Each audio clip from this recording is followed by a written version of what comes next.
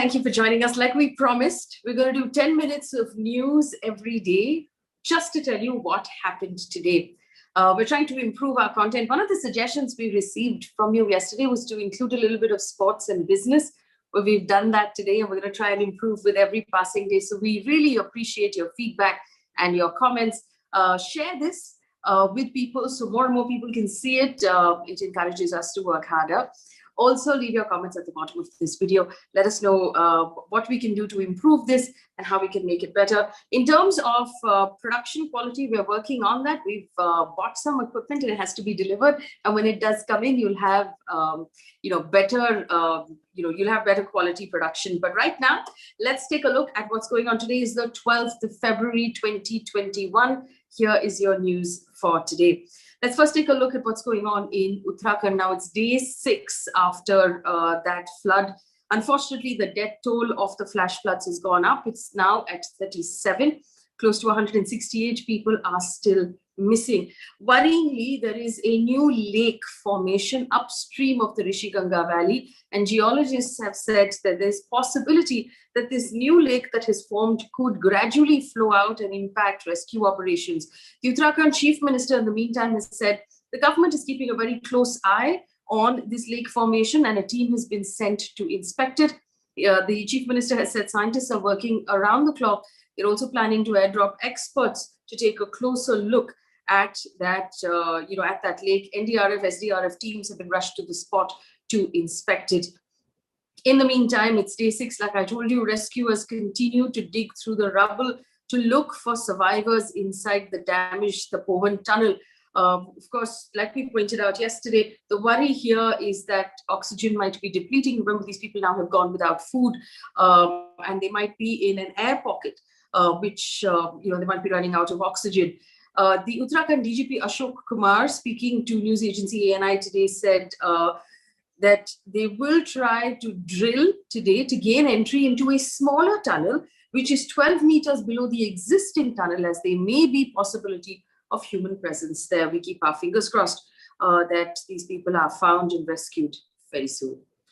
Looking at Parliament right now, the Finance Minister, Ms. Nirmala Sitharaman, spoke in the Rajya Sabha today, specifically about the Union Budget as she was answering questions. And she said the Union Budget 2021 was an attempt to provide a strong stimulus to deal with the post-pandemic economy. She also said, and I quote, "We looked at medium, long-term and sustainable growth that will help us remain one of the fastest growing economies," end quote. Well, replying to the budget debate in the Rajya Sabha, the minister attacked the opposition and said that the Congress failed to utilize all of the amount that was allocated in the budgets when they were in power. On the contrary, she said, in the COVID year, the government spent 90,469 crore rupees on Manrega Rural Employment Scheme, which is the highest ever.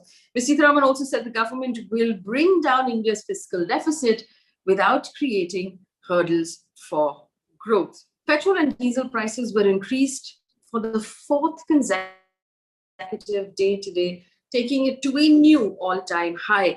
Petrol was hiked by 29 paise, diesel was hiked by 35 paise today. So in New Delhi, the prices of petrol were 88 rupees and 14 paise per litre, diesel 78 rupees and 38 paise per litre. In Mumbai, petrol was at an eye-watering 94 rupees and 64 paise per litre, diesel at 85 rupees and 32 paise per litre respectively. Remember, the price of diesel is particularly worrying because it doesn't matter what you use in your house, it all comes in on the back of a truck that is fueled with diesel. So an increase in diesel prices will increase the prices of almost all essential commodities like milk, rice, wheat, dal, LPG cylinders, everything you use in your home basically. So it is going to be worrying for the household budget.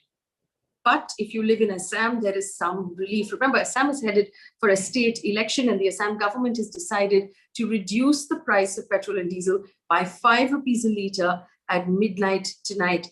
Now, as I explained to you yesterday, the total price of fuel, whether it's at 88 rupees or 94 rupees, about 30 rupees of that is the actual fuel after refining and after dealer commissions and transport. The rest of it is state and central taxes. State taxes is called VAT, central taxes is called excise duty. So what Assam has done is that they've reduced the VAT portion of it by 5 rupees per litre. This announcement, of course, was made by the Finance Minister Himanta Biswas in the State Assembly today, and this will be actioned by midnight tonight. But for the rest of us who are not in a state that is going into elections, that pain continues. There is good news, though, as far as the inflation is concerned. India's retail inflation, which is a measure, it's called the Consumer Price Index. It's an index of all of the things that consumers use. It's a basket of products. So it includes food, it includes housing, it includes electricity, things like that. The Consumer Price Index was at 4.06% for the month of January 2021. Compare that to December, which was 4.59. So it's come down, and that is a really good piece of news.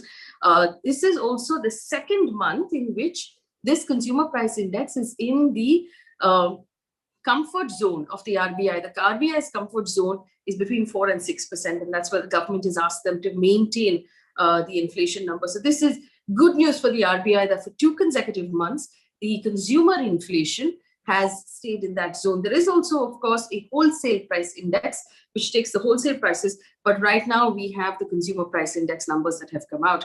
On another note, the country's factory output, which is the amount we're making from our manufacturing industry, it's measured in an index called the IIP, the Index of Industrial Production. It's witnessed a 1% growth in December 2020.